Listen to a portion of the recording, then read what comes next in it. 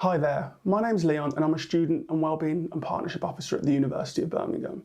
I'm also somebody who struggled with their mental health during their late teens and early 20s. As it's International Men's Day, we feel it's really appropriate to speak about male mental health as it's a topic that doesn't get spoken about enough. To do that with me today is my colleague Christina, who's in the process of writing a book around male mental health. So Christina, could you tell me a little bit more around the book that you've been writing? Yeah, so I'm focusing on contemporary examples, so 2010 to now, looking at literature, film and TV. I'm in the process of kind of writing the historical stuff, so thinking about the representations that have come before. And what's really interesting is that historically men's experience is not really kind of given the same value or weight as women's experience. So it's often aligned with kind of criminality. So you get sort of like Psycho and the films of the 40s to the 60s where that mental health is kind of aligned with kind of murder or violence. And as we come into kind of literature, the experience then is it's kind of rationalised. So if men feel a certain way, it's always explained by their life events. They never just have mental health struggles. There's always, if it's kind of depression or suicidal intent or behaviour, and that's always linked to something that's happened. So there's never a chance to explore the emotion behind it. So it sounds like there almost needs to always be a reason. So if sort of a male, you know, within film, within the literature, has any sort of struggles around the mental health, there almost has to be a reason as this male's experiencing this because of what's happened, something's happened to them. Exactly, and I think that's pretty damaging really, because it's saying to men, well, unless you have a good enough reason, you can't have these feelings. And equally in the female experience, there's a lot given to the emotional side of it, so how it feels to go through that experience of mental health struggles, whereas with men that's just not often there. No, and that is quite concerning, because sort of if I was to be watching, you know, sort of a film where there was sort of a male character and he was struggling with his mental health, and I could see that, and during that sort of film it was being explained as there was a reason to that, and yet I could relate to that with my struggles, but I couldn't identify a reason. I'd almost feel like, well, that individual's feeling that because of that, but why am I feeling like this? Yeah. And that would make me feel a bit like, what's wrong with me? Exactly, and although we've started to get into an era of more kind of sympathetic portrayals, we even started to have Marvel characters like Iron Man who have anxiety. We've seen him having panic attacks. But again, it's always rationalised by, of course, he has those because it's linked to this reason. And we've got a couple of examples in more contemporary film where we're starting to see that the reasons moved away. But the other thing that's happening is that emotional experience is still held at arm's length. Men aren't given the space on screen or in TV or in literature to feel those feelings that they have when they are struggling with their mental health. And how does that sort of differ when compared to, say, female characters? There's a lot more space given to them in terms of their feelings and emotions behind that. It's dwelt upon much more. But the fact is that the men are 3 times more likely to die by suicide than women are. But there's an overdiagnosis of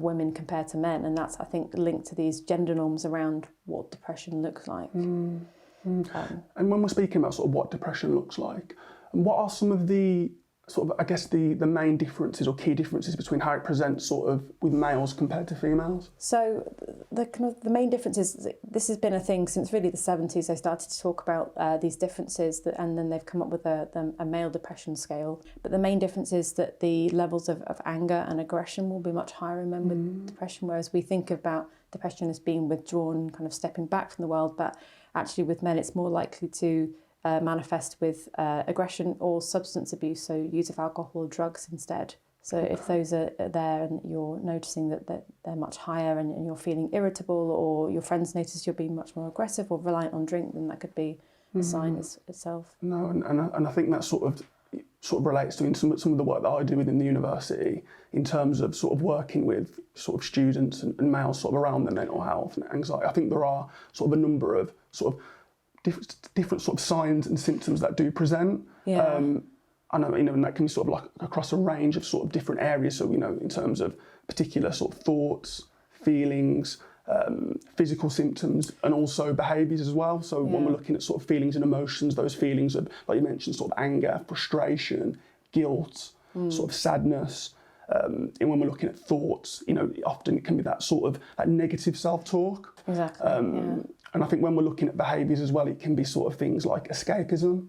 So that, very much focusing on, say, like work or maybe like a sport or the gym, and just sort of focusing quite heavily in those areas and sort of almost to the point where other areas of life are being neglected. So that's sort of trying to escape from these thoughts, these feelings, any way that I can. You mentioned substance misuse as well. So the use of drugs, the use of alcohol, again, that can sort of be signs where, an individual may sort of be struggling with sort of the mental health. And I think one of the other things we sort of touched on was physical symptoms as well. So that's sort of changing, a decrease in, say, like sex drive, for example, change in appetite, overeating, undereating. Have you got sort of any further examples that you've sort of come across from the literature or some of your work as well that you've identified? Sleep would be the other one, is the big thing. Either sleeping too much or sleeping too little, or interrupted sleep as well, which people think, well, I've slept enough, but actually if you've got a lot of interrupted sleep, that can be a symptom. Absolutely. But with the examples, in film and TV, there will be lots of men who struggle with substance misuse, but that's often not badged as depression, which is kind of interesting. But I think once there's an awareness that it is down to a mental health struggle, and there's a wider kind of societal acceptance of it, then maybe that would kind of bring us forward that it looks different in men to how it looks in women on screen. Absolutely. And I think one of the things you alluded to earlier, which I picked up on, was sort of noticing a change. And I think that's quite a really important point to sort of land upon, because I say all the things we've spoke about aren't necessarily an indicator of poor mental health. I think they absolutely can be, but I think sort of one of the main things is when you sort of notice a change. So a change in behaviour, a change in those physical symptoms you may experience, a change in those thoughts and feelings. Yeah. I think for leaning on personal experience, I think that was what sort of shone the light on me. I didn't notice what was going on. Yeah. I really struggled with anxiety and depression. It wasn't me that noticed it. It was family and friends that were like, something's not quite right with you at the moment. Yeah. And that sort of led me to sort of internalise and actually reflect and think, actually, what is going on for me at the moment. So I think, that noticing of a change is quite important. Definitely. And I think that's something that needs to come up, that when we see these portrayals on screen, that not so much that it's authentic, but it's highlighting that and doesn't sort of try and dramatise or always have to give a reason. And that sometimes these things, mental health struggles can just happen. It doesn't have to be a reason every single time. Absolutely. And I think it's really important to look at as well in terms of mental health, that, there can be good mental health and then there can be poor mental health, and it fluctuates. We're all humans, we feel things for a reason. Yeah. And our mental health will fluctuate throughout our lives. And there is, I think, in terms of looking at it from sort of the male perspective, that pressure to always be the strong person. And that's really sort of damaging, because, we are humans, we do feel things for a reason, and our mental health at times will be good, but at times we will have struggles at times throughout our lives because of certain events or certain things that happen. And even like you said, sometimes we'll experience poor mental health and we won't even have a reason as to why. We won't be able to identify why. Yeah. So it's just important that to not have that, I guess, that pressure or that expectation that you must always have good mental health. So is there, within the literature and within sort of film, are there any sort of examples for male characters where there is any light shone on a character who has struggled with the mental health but then made changes to improve it at all? So in the Channel 4 series Big Boys, there's a character who is different to a lot of the other portrayals, because, as I said, it's kind of historically it's been very much stigmatised, and it's often aligned with kind of more feminised characters. But this character is a bit of a lad, and he's at his first year of uni, he's going out getting drunk, but he realises he's got mental health issues and he starts taking medication. And so the series kind of deals with the issues, and there are upsides and downsides to things like medication, and it kind of really sensitively deals with that.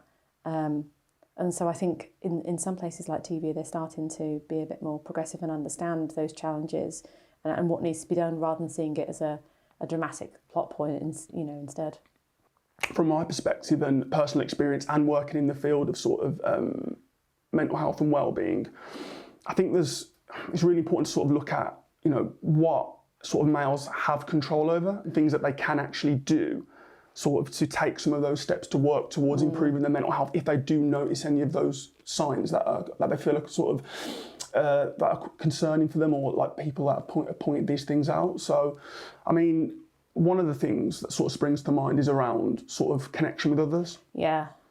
So sort of having those support networks, being able to, reach out to friends, family members, whether it's housemates, work colleagues, and just having those people to connect to. Because we're humans, we're social beings, and it's really important that we have that social outlet.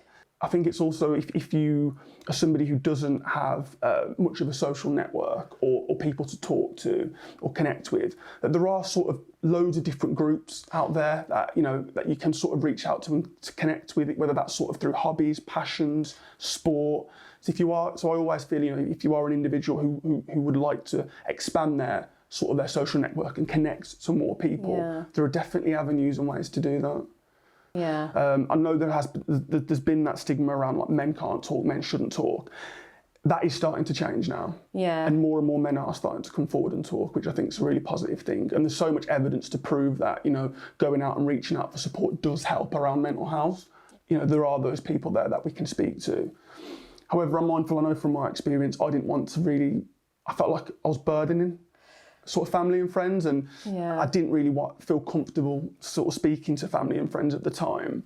So that wasn't an avenue that I sort of felt comfortable exploring, but it was more sort of down the professional support avenue that I eventually got to. So that's, sort of reaching out to GP, like my doctor, and that's sort of an avenue of support in terms of, that first port of call, because speaking to your GP, the doctor can sort of speak to you about many different avenues of support. I know you mentioned one of the character from Big Boys? Big Boys, yeah. sorry. That character went on a journey with medication, for example, and like you said, there's sort of ups and downs and the different sort of experiences people have had with medication. There's talking therapies, there's counselling, there's a range of different sort of professional support that's out there. Yeah. There is some really good online resources as well and online support. So there's services like Kooth, which can provide online counselling, online support. There's services like the Mix for young people as well, where sort of males can call up to get that support around mental health. Sort of any area of wellbeing that's impacting on mental health. Yeah. Whether it's relationships, finances, can get support for that as well. One thing that can be quite helpful is sort of looking after oneself in terms of physically. Yeah. So in terms of physical activity, again, personal experience, I can definitely sort of lean on physical activity as one that was particularly helpful. I also think as well, on top of that, when we're talking about looking after ourselves as well, just sort of nourishment of the body. If we're not not eating regularly, for example, or eating too much, that's going to sort of slow us down. If we're not drinking enough water and we're becoming dehydrated, that's again going to sort of have an impact. Yeah. So it's really important that we sort of have when we're looking at our nutrition, trying to sort of eat good sort of healthy foods, just so we've got a good fuel system for our bodies to run off, because that leads to us feeling good within ourselves. And one thing you mentioned earlier, Christina, was around sleep. Yeah. And I think that's a real key point when we're sort of thinking about how we can look after ourselves better. So it's really just trying to get that good quality of sleep. And I know that's different for different people. I'm not going to sit here and say it must be this, it must be that. But I know usually it's sort of around between 6 to 8 hours, of usually around sort of 7 hours is sort of seen as, a decent amount of sleep to sort of to allow us to sort of recover and to re-energise our bodies. So Leon, then just to kind of end then, what's the thing that you would take away from our discussion? What's the thing you would suggest that people do, or the men do, if they're struggling with their mental health? No, I think sort of the most important thing to do is just to talk to somebody. It doesn't matter who that is in the first instance, whether that's sort of your friend, family member, whether that's, speaking to your GP. It's just finding somebody that you're comfortable speaking to, because no matter what you're experiencing or what you're going through, speaking to somebody will help to take some of that weight off your shoulders. Taking it out from your mind and verbalising it and having a conversation with someone always would be the number one recommendation that I would make.